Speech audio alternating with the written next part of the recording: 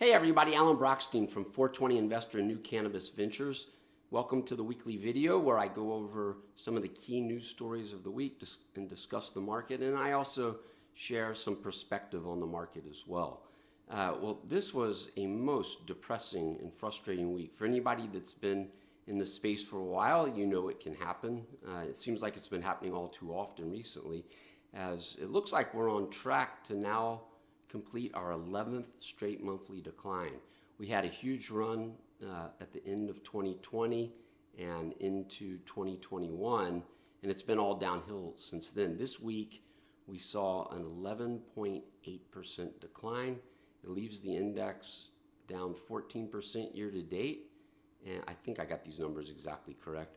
And it's not a good start to the year. Now, this is taking place in the context of not a very good start to the year for a lot of stocks, not just the cannabis space. And it's hard to separate really, what all the causes are and what's going on. But it's pretty clear that people don't care about a lot of risk assets right now.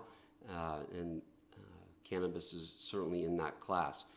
Whether it's Bitcoin, whether it's SPACs, whether it's Tesla, Netflix, what have you, a very rough week. So I say stay courageous here. It's not fun owning stocks when they're falling, and I'm not telling you to own them or not, but if you do, this is kind of par for the course. And I remember coming into 2020, we were in this vaping crisis, and it was a really tough time for the cannabis industry, because how do you build and grow an industry when you can't access capital? That's what was going on. Well, that is not the problem right now. There's plenty of capital, and they don't even have to sell equity to get it. So that's not really the issue. But the stock prices kept falling in 2020 when the pandemic came, and it looked like lights out for the industry. So I've been following the space for, I think, 9 years now. And 9 years next month. And this is just the way it is. It's a very volatile sector, and it really stinks right now. And last week was a great example of that. We saw a lot of the MSOs, which had been holding their recent lows, break. TrueLeaf is a good example of this. And a lot of the larger LPs just continued to plunge. If anybody that follows my work would not be surprised by that one. So with that said, on top of it being a very discouraging week with respect to the price action, wow, what a boring week. We ran so little curated press releases. I think there were 2, and only one of them made it to our newsletter, and one of them didn't. The one that didn't was Curaleaf closed their Arizona deal. Whoop, whoop, big deal. That was going to happen. It was expected to happen, and it's good that it did. The curated press releases that we run tend to be around capital raises, financial reporting, and M&A. So there was no M&A this week, except for that Curaleaf thing, which I'm not going to mention. And there's no financial reporting. Next week, High Tide will be reporting, so it'll be something to talk about. But there was a capital raise, and that was privately held PharmaCann. And what did they do? Did they sell stock? No. They raised, I think it was $93.5 million by doing kind of what Air Wellness did. I think it was last year. They reopened their debt issue, senior secured notes that are due, I believe, in June of 2025, and they sold them pretty close to 100 cents on the dollar after fees. And including the price that they sold at, the company netted $93.5 million on $94 million of debt. So 12%, pretty high for most industries, not so bad for the cannabis industry, especially for private company. Now, PharmaCann, by the way, had been rumored to be going public. There have been no details of that. Kronos Group took a 10.5% stake through a call option last year. So that was it for the curated news, and each week we run our own proprietary content, and it was light this week as well. That content typically includes our interviews. We had one this week, as well as our market reviews and our index and rankings reviews. So we had none of that, except we did have one market update, and I'll hit that one first. I was really impressed. The Canadian cannabis market kind of confirmed some of the things we saw in November in the US per BDSA data that I've discussed before, which is that the slowing growth, or in some cases in the US it was negative growth, but the slowing growth that we've been seeing seems to have stopped in Canada. And so this was the first time, I think ever, that the rate of growth didn't slow year over year.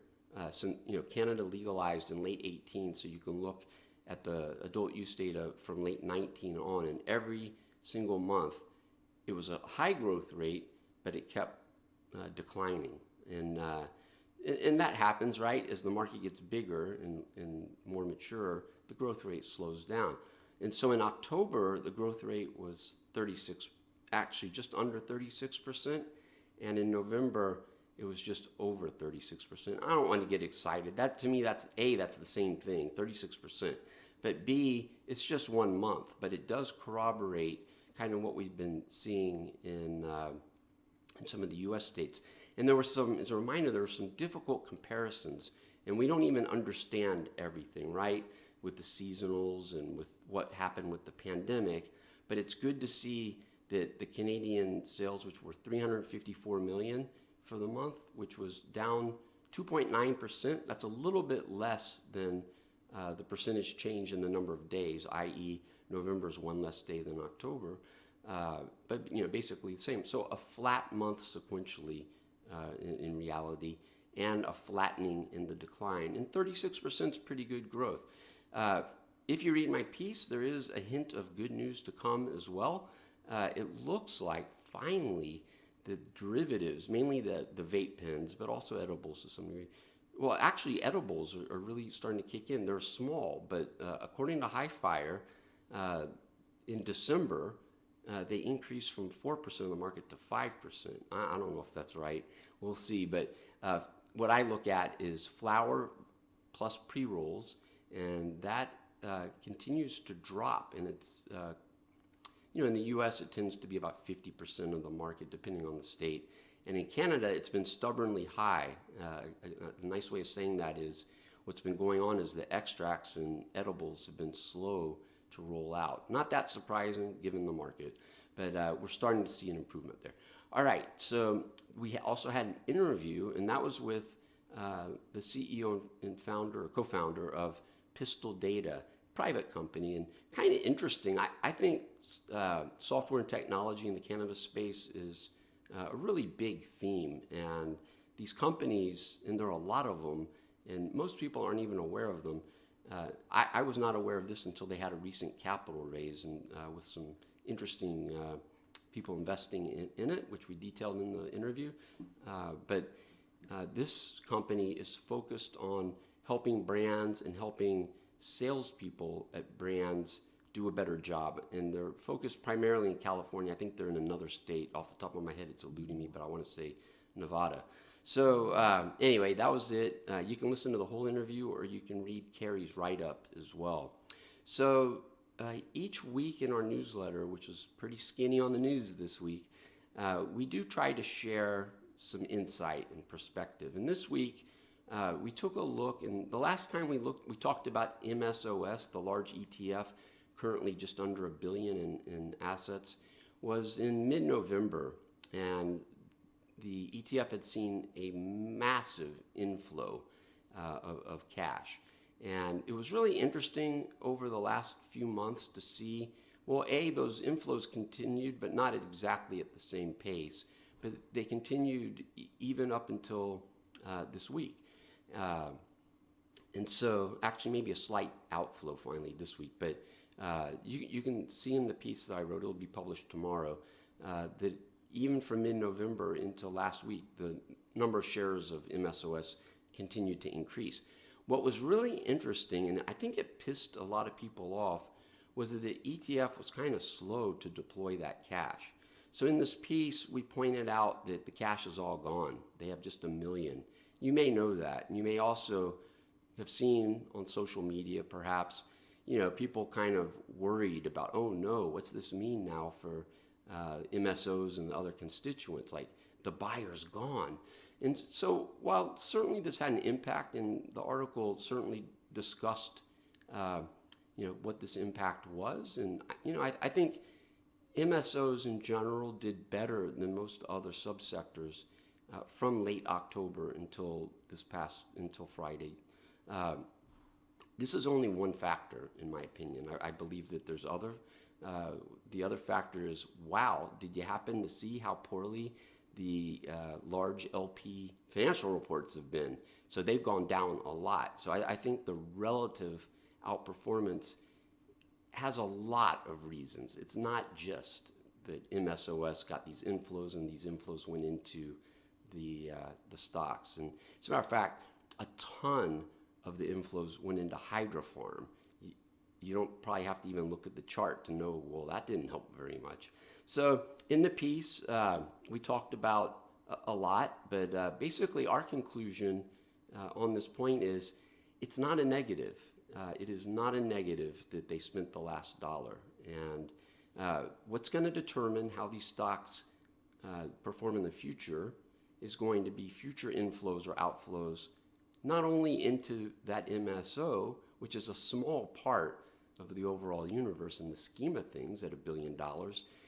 It's going to matter what the fundamentals do for these companies and how, whether investors embrace them or continue to not embrace them. That's what matters. So I think that the sell-off that we had late in the week in the MSOs was a little bit related to that. I saw people express both at 420 Investor as well as on social media some concern that the last of the cash had been spent. And it was just 20 million that got spent over the last week, by the way. And it dropped from, I think, 60 million to 20 million. 19 million was spent. So that's our take this week. Really hard to find things to talk about on a week after this one. And I know I say this every week. I hope next week's better. I'm going to have to look for a new job pretty soon otherwise. No, I'm just kidding about that. I love this. I follow this industry for a long time. There's always something. I always say it's 20 steps forward, 19 steps back, it seems, or so many quote-unquote potholes, pun intended there. And we'll get past this, but it has not been fun, to say the least. And in terms of what to expect ahead, I think I've shared in writing some of the catalysts a couple weeks ago that we could see. I don't think we'll see any sort of banking, anything that would allow uplisting, but that would be, a huge thing, right? I don't think we'll see that. What I do think we'll see is New Jersey going live, and I think, as I've explained in the past, that will be a positive for a lot of reasons. And then the other thing that I think could happen is to see some sort of non-LP strategic buyer or strategic investor, not buyer, of a cannabis company in the United States. And, we've seen a little bit of this. It's small, but I'm talking about something big. Again, not sure if that's going to happen, but these are the kind of things, that is the kind of thing, it's really hard to know when it's going to happen, if it is at all. So with that, I will wish everybody a good rest of the weekend, and I thank you for your attention. Take care. Have a great week.